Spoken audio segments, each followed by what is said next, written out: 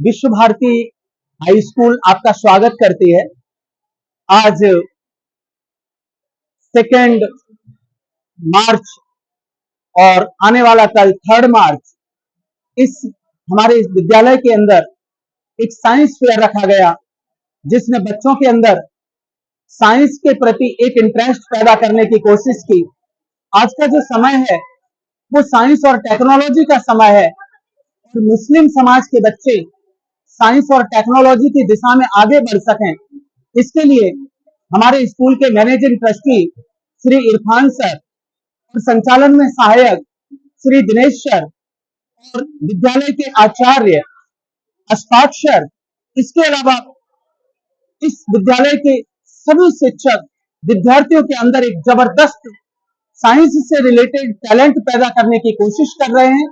विद्यार्थियों के भविष्य के लिए वो अपना संपूर्ण टाइम और ज्ञान लगाने की कोशिश कर रहे हैं और आज ही के दिन विश्व भारती स्कूल ने विद्यार्थियों के लिए एक ओपन लाइब्रेरी रख दी है, जिसमें बच्चों से ये कहा है कि आप ईमानदारी से अपनी चॉइस की पुस्तक ले जाओ, उसे 2 दिन 3 दिन में पढ़ करके इसी जगह पर वापस रख दो। तो बच्चों के अंदर ईमानदारी के लक्षण भी पैदा किए जा रहे हैं और हर हाल में बच्चे के अंदर बस ज्ञान देने की कोशिश की जा रही है।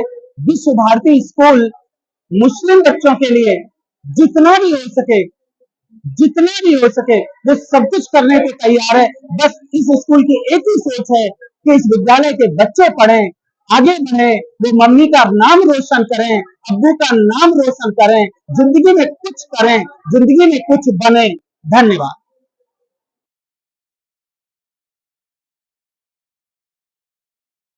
ये NaCH है, ये एक बेस है और इसके अंदर अपन कोई भी धातु डालेंगे ना तो उसमें से हाइड्रोजन वायु उत्पन्न होगा। फॉर एग्जांपल हमने एल्यूमिनियम धातु ली है, उसको हम इसमें डालेंगे तो इसमें हाइड्रोजन वायु उत्पन्न होगा। जो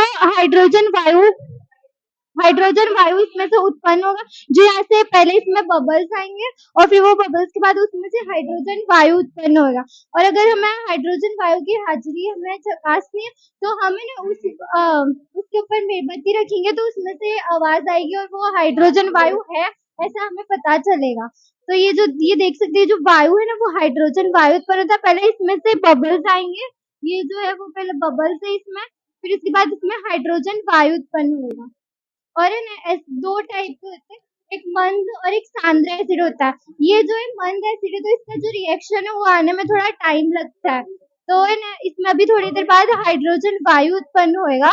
जो पहले बबल्स जो ये आ रहे हैं वो बबल्स है, फिर उसके बाद इसमें हाइड्रोजन वायु उत्पन्न होगा और उसके बाद ये जो है ऐसे एक शेष बचेगी, जो पहले वायु उत्पन्न होगा फिर उसके बाद ये शेष बचेगी, जो है वो मीठानु द्रावण है, ये बोलते नमक, उसका द्रावण जो है वो शेष बचेगी इसमें।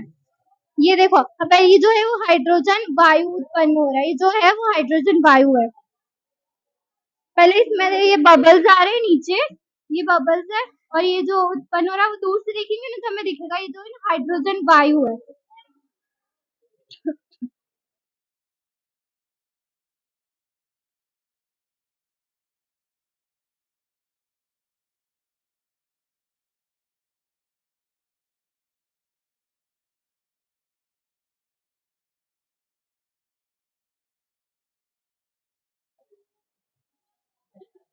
આપનું સ્વાગત છે। આજે આપણે સાયન્સ કાર્નિવલમાં ઉપસ્થિત છીએ। આ સાયન્સ કાર્નિવલની ખાસ વિશેષતા એ છે કે અહીંયા ફક્ત પ્રેક્ટિકલ જોવાના નથી, જે વિદ્યાર્થીઓ જે વાલીઓ પ્રેક્ટિકલ કરવા ઈચ્છતા હોય બરાબર તે બધા જ અહીંયા પ્રેક્ટિકલ કરી શકે છે। અત્યાર સુધી દૂર દૂરથી કેટલી શાળાના વિદ્યાર્થીઓ આવીને પ્રેક્ટિકલ કરી ગયા છે और એમને વિજ્ઞાન વિષય વિશે રુચિ ઉત્પન્ન થઈ છે। આજે તમે જોઈ શકો છો કે અહીંયા તમને લાઈવ કરીને બતાવશે।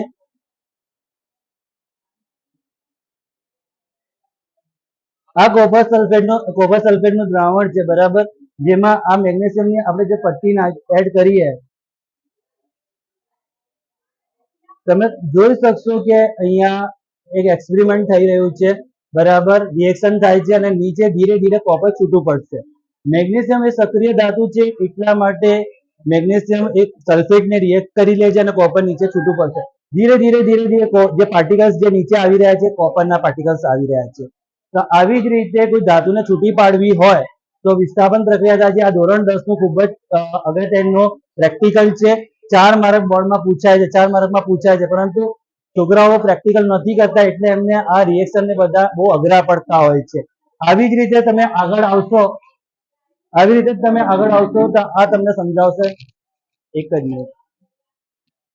આપણે કોઈ પણ દ્રાવણમાં ધાતુની હાજરી ચકાસવી હોય કે એમાં કઈ ધાતુ છે તો એ આપણે કઈ રીતે ટેસ્ટ કરી શકીએ છીએ. તો એના માટે આપણી પાસે આ એક દ્રાવણ છે, એને આપણે લઈએ. આની અંદર આપણે આયન એટલે કે ફેરસની ચકાસણી કરીએ. તો એમાં આપણે સૌપ્રથમ પોટેશિયમ ફેરોસાયનેટ ઉમેરીશું તો એ પર્શિયન બ્લુ કલર બતાવશે. એટલે આ જે દ્રાવણ આપણે લીધું હતું એની અંદર આયન હાજર છે. બીજી આની ચકાસણી કરવી હોય તો આપણે ફરીથી આ દ્રાવણને લઈશું અને એમાં પોટેશિયમ થાયોસાયનેટ ને એડ કરીશું તો એ લાલ કલર, બ્લડ જેવો લાલ કલર બતાવશે. આવી રીતે મૂવીઝમાં આર્ટિફિશિયલ બ્લડ પણ બનાવવામાં આવે છે. આ પણ બતાવે છે કે આ જે દ્રાવણ હતું એની અંદર આયન હાજર છે. એવી રીતે આપણે કોપરની ચકાસણી કરી શકીએ છીએ. આપણી પાસે આ એક દ્રાવણ છે, એની અંદર આપણે કોપરની ટેસ્ટ કરીએ કે આની અંદર કોપર છે કે નહીં. તો એના માટે આપણે આ દ્રાવણમાં પોટેશિયમ ફેરોસાયનેટ ને એડ કરીશું તો એ ચોકલેટ જેવો કથ્થઈ રંગ બતાવશે. તમે જોઈ શકો છો. આનો અર્થ છે કે આપણે જે દ્રાવણ લીધું હતું એમાં કોપર હાજર હતું. હવે એક ચકાસણી જોઈ લઈએ લેડની. તો આ આપણી પાસે એક બીજો દ્રાવણ છે, આ લેડનો એક દ્રાવણ છે. એની અંદર લેડ હાજર છે કે નહીં એ જોવા માટે આપણે આ દ્રાવણમાં પોટેશિયમ આયોડાઇડ KI એડ કરીશું તો એ હલ્દી જેવો પીળો રંગ બતાવશે. એટલે કે આ જે દ્રાવણ હતું એની અંદર લેડ હાજર છે. આવી રીતે આપણે વિવિધ ધાતુઓની ચકાસણી કરી શકીએ છીએ કે કયા દ્રાવણમાં કઈ ધાતુ કે ધનાયન હાજર છે. Thank you.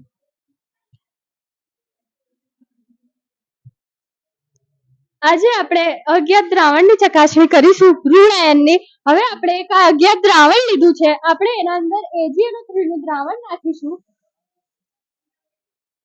હવે તમે જોઈ શકો છો કે આ દ્રાવણ પીળા કલરના રંગમાં પરિવર્તન થયું છે, યાની આપણે કહી શકીએ કે આના અંદર I- હાજર છે. આ બીજું અજ્ઞાત દ્રાવણ લીધું છે, હવે આપણે એના અંદર AgNO3 નાખીશું. હવે આપણે જોઈ શકીએ છીએ કે આના અંદર આ સફેદ અવશેપ જોવા મળે છે, જે આપણે કહી શકીએ કે આના અંદર ક્લોરીન માઇનસ હાજર છે. આપણે ત્રીજું એક અજ્ઞાત દ્રાવણ લઈશું, તેના અંદર આપણે BaCl2 નાખીશું, જેનાથી તેના અંદર સફેદ અવશેપ જોવા મળશે. તેનાથી આપણે કહી શકીએ કે SO4-2 હાજર છે. આ તમે જે કસોટીઓ કરો છો તેનો ઉપયોગ શું છે? તેનો ઉપયોગ એ છે કે આપણે ફોરેન્સિક સાયન્સમાં આપણે જ્યારે કોઈને ઝેર આપવામાં આવે ત્યારે આપણે આ ટેસ્ટિંગ કરીને બતાવી શકીએ છીએ કે એ ઝેરમાં કયા તત્વો હતા, તેના કારણે એન્ટીડોટ પણ બનાવી શકીએ છીએ. અને કેમિકલ ઇન્ડસ્ટ્રીમાં પણ આનો બહુ ઉપયોગ થાય છે. ફાર્માસ્યુટિકલ ઇન્ડસ્ટ્રીમાં પણ ઉપયોગ થાય છે આનો. આ તમે જોઈ શકો છો કે અહીંયા આયોડિન યુક્ત નમક અને સાદો નમક જે છે એનો ભેદ કેવી રીતે ઓળખી શકાય. તો જે સાદો નમક છે એના ઉપર લીંબુ નાખ્યું છે, સ્ટાર્ચ છે, બટાકામાં સ્ટાર્ચ હોય છે, એના ઉપર લીંબુ મસળ્યું છે ને સાદો નમક નાખ્યું. કલર ચેન્જ થતું નથી, પણ જો આયોડિન નમક હશે તો કલર ચેન્જ થશે, એટલે કે આ નમકની અંદર આયોડિન પ્રેઝન્ટ છે.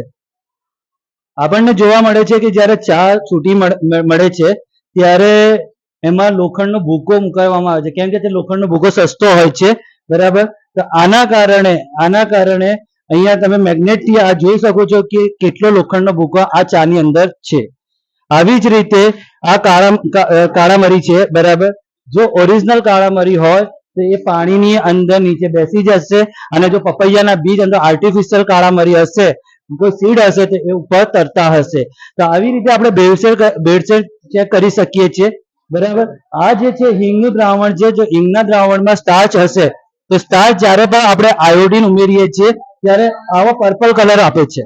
જો આવો કલર થાય, આયોડિન ઉમેરીને આવો કલર થાય, એનો અર્થ એ થાય છે કે આપણે આમાં સ્ટાર્ચનો પાવડર એડ કરેલો છે.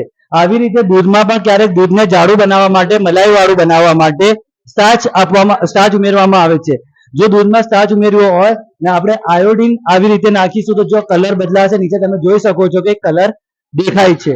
તો આમ જુદી જુદી પદ્ધતિઓ દ્વારા આપણે ખાદ્ય પદાર્થમાં થતી ભેળસેળ, બરાબર, અને કેમિસ્ટ્રીમાં લોકોનો ડર દૂર થાય, બરાબર, કેમિસ્ટ્રીમાં લોકોને રુચિ ઉત્પન્ન થાય, એના લીધે આપણે અહીંયા બધા પ્રેક્ટિકલ કરવાની સગવડ આપી છે. તો તમારા માધ્યમથી હું કહેવા માંગીશ કે આ કાર્નિવલનો જરૂરથી લાભ લેવો, નાના બાળકોને લઈને આવવું, બરાબર. Thank you very much. Hello, good morning. मेरा नाम आलिया पठान आलिया से प्रस्थान है और मैं ધોરણ 11 કોમર્સમાં ભણું છું। આ ઓક્ટોપસ છે, રિયલ છે અને આ આર્ટિફિશિયલ છે।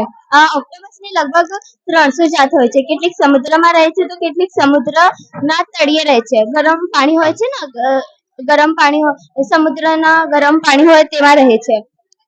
ઓક્ટોપસના હાડકાં હોતા નથી એટલે તે સાંકડીથી સાંકડી જગ્યાએથી પણ પસાર થઈ શકે છે। તેને 3 હૃદય હોય છે એટલે તેના ઉપર કોઈ હુમલો કરે એટલે તે રંગીન ફુવારો છોડીને પોતાનું સ્વરક્ષણ કરી શકે છે।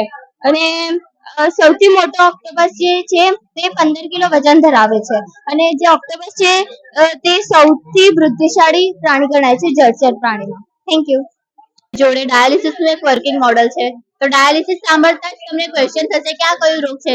તો ડાયાલિસિસ એ આપણને ખબર હોય છે કે આપણે જે મૂત્ર નિકાલ કરીએ છીએ ને એમાં આપણે યુરિયાનો પણ ત્યાગ કરીએ છીએ, પરંતુ કેટલાકમાં એવું થાય છે કે મૂત્રપિંડમાં જે યુરિયા હોય એ મૂત્રવાહિની દ્વારા બહાર નીકળવાને બદલે એ ઉપર તરફ વહી અને આપણા શરીરના રુધિરમાં ભેળવાઈ જાય છે।